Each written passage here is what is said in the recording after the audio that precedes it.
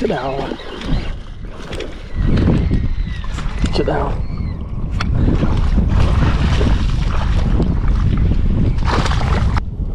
Cam lon tốn bắt clay play smart bạ bay hôn bốn hôn cả thôm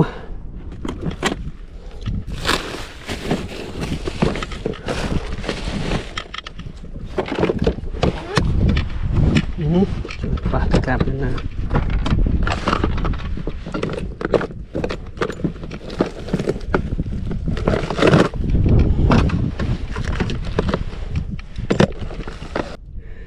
mà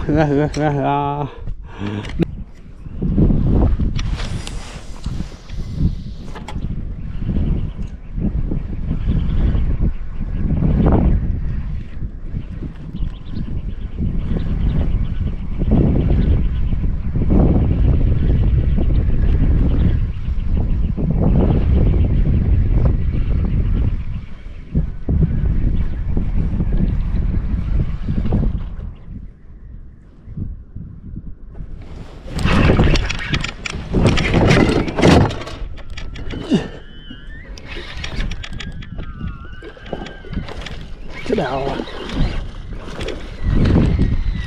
Chết đào.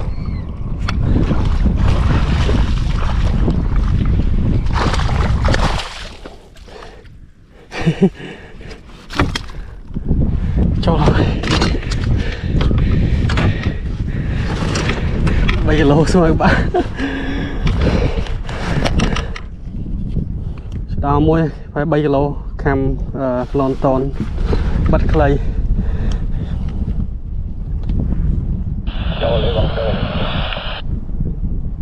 Chỗ lấy đo lượt tục ấy phải 3 kg cam lon ton bắt clay play smart bạ bay hôn bốn hôn cả thôm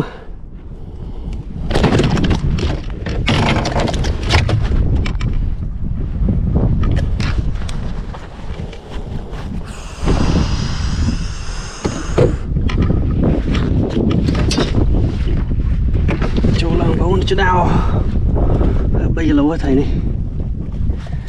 cụm mình đã đập xe không em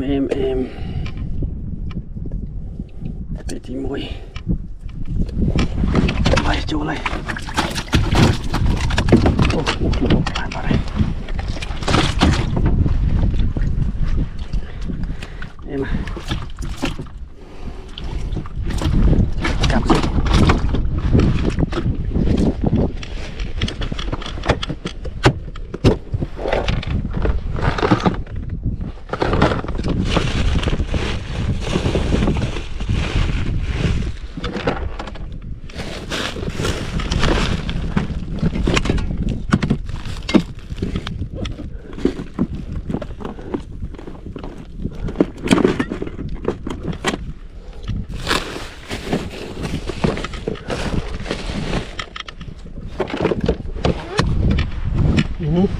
và tất cả bên nào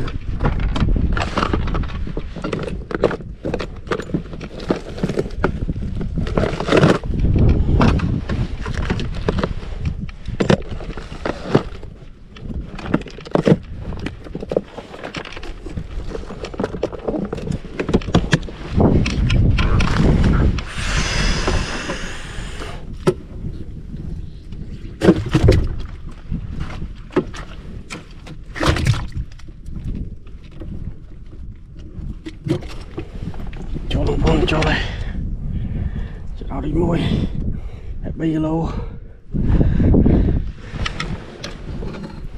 smart bạ 4 hôn cả là smart bạ